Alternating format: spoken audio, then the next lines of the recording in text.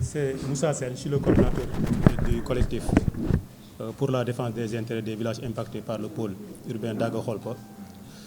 Aujourd'hui, nous avons convoqué cette conférence de presse pour expliquer, et surtout à la population locale, les démarches et la situation actuelle des négociations que nous sommes en train de faire avec l'État du Sénégal et particulièrement le ministre de l'Urbanisme et ses services. Donc pour dire à toute la population de la commune de Diass, effectivement, le collectif s'est engagé dans un comité national de suivi concernant le projet pôle urbain d'Aga-Kholpa.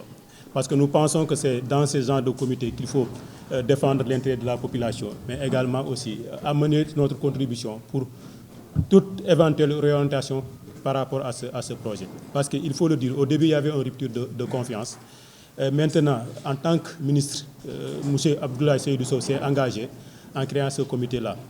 Donc nous, depuis le début des négociations, ce que nous avons constaté, c'est d'abord, il y a un problème de compréhension par rapport aux zones d'extension. Parce qu'ils nous ont conviés l'autre fois, le 11 mai, à une réunion pour nous présenter les zones d'extension du pôle urbain d'Aga-Kholpa. Et ce qu'on a remarqué dans ces présentations-là, c'est des données qui datent de 2016, puisque ces données ont été présentées à la population, qui en séance tenante a été rejetée dans tous les villages. Et à séance tenante, ils nous ont proposé ces mêmes données. Après cette réunion-là, en présence des chefs de village, nous avons saisi le ministre de l'Urbanisme pour lui dire, par rapport à nos attentes, on est dessus par rapport à ce qu'on attendait de cette réunion-là. Et ce qui a été convenu, c'était au moins qu'une équipe sera sur le terrain pour qu'on puisse délimiter les zones d'extension. Et quand on parle de zones d'extension, à notre niveau, à notre compréhension, et c'est ce que le ministre a compris, il l'a dit à plusieurs fois, c'est que l'existant ne fait pas partie d'extension. Donc ce que nous attendons, c'est qu'il respecte l'existentiel, c'est-à-dire les villages traditionnels, et qu'il nous sorte nos 1028 hectares. Et c'est ça l'attente de la population, c'est tout ce que nous réclamons à l'État du Sénégal. Malheureusement, hier, on a vu un communiqué circuler appelant la population de Diass à venir faire des séances de conciliation. Les recensements. Ce qui nous a surpris, étant donné qu'à séance tenante, devant les chefs de village, devant tous les structures de l'État, devant les préfets et les sous-préfets concernés, la recommandation qui a été retenue, c'était au moins de geler toutes les activités et que les gens ensemble qu'on puisse régler la question des zones d'extension.